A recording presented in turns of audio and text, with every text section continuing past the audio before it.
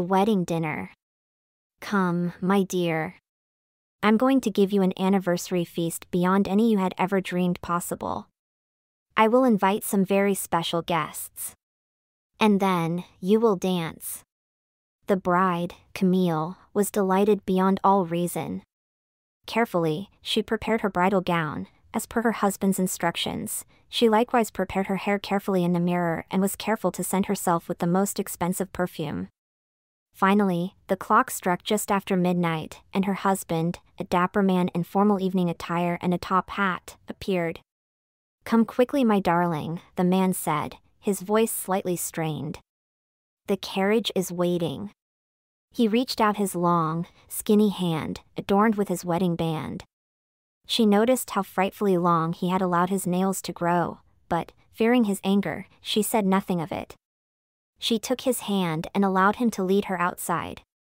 There was a warm rain falling lightly as they ascended the carriage, the hooves clattering against the rough, cobbled street, the empty, slum quarters where their house stood as if a lonely sentinel against the surrounding poverty and gloom. The streets were curiously deserted tonight. Dead. A solitary man stood on the street corner, alone, possibly drunk.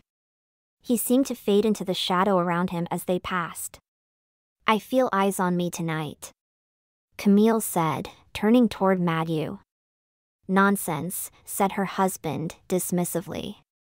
"Soon, we will be at the place wherein you will have your anniversary feast. You are so beautiful, my darling, so beautiful. After dinner, you will dance with our guests. Their eyes will all fall upon you, but they will burn with the same desire as mine. But they will burn with vain desire, for you are mine." How strange Mathieu seemed tonight, thought Camille. The coach rattled and clattered to a building down a dark, deserted street. The coachman, a mysterious figure wrapped up to his face in black, helped them disembark. Camille followed her husband to the gate, where he took out a set of rattling keys that clacked together like little bones.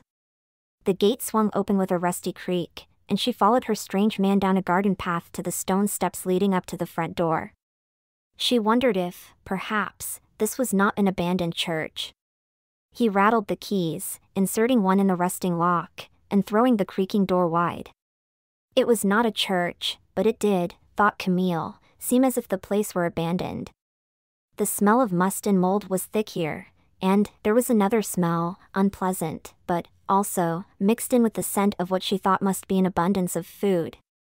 Glittering candles barely illuminated the pristine white tablecloth, the silver dishes arrayed in little pools. Dark shapes sat at each end of the table. 4 of them. Inert, they did not get up to greet them. "Come, my dear, enjoy your wedding feast." Mathieu put out his hand as if to motion his wife to the table. She crept forward cautiously. The 4 strange guests, she noted they were not moving. They seemed to sit motionless as if in rapt attention, waiting for something. Lo, one of them seemed to be clutching the stem of a fallen wine goblet. Why did he not right the glass? She wondered.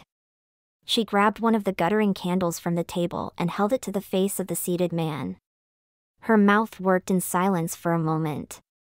She realized, with the feeling of icy fingers raking across her spine, that the face she was staring into was that of a dead man. She moved the candle about. All of the seated guests, she realized instantly, were cadavers. She dropped the candle and ran from the place, screaming. Behind her, the laughter of her husband echoed in the midnight stillness of the house. Into the night she ran. But she had lost her mind. She was confined to an asylum by her family. Very few believed her wild ravings about Mathieu, the corpse collector. But they went back to the scene anyway. Inside, they found everything laid out as she had described. But Mathieu, and his retinue of keepsake corpses, were never seen again. Charming story, no?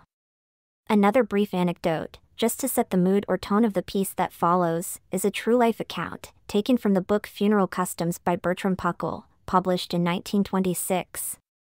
In it, the author relates, quoting Evelyn the diarist.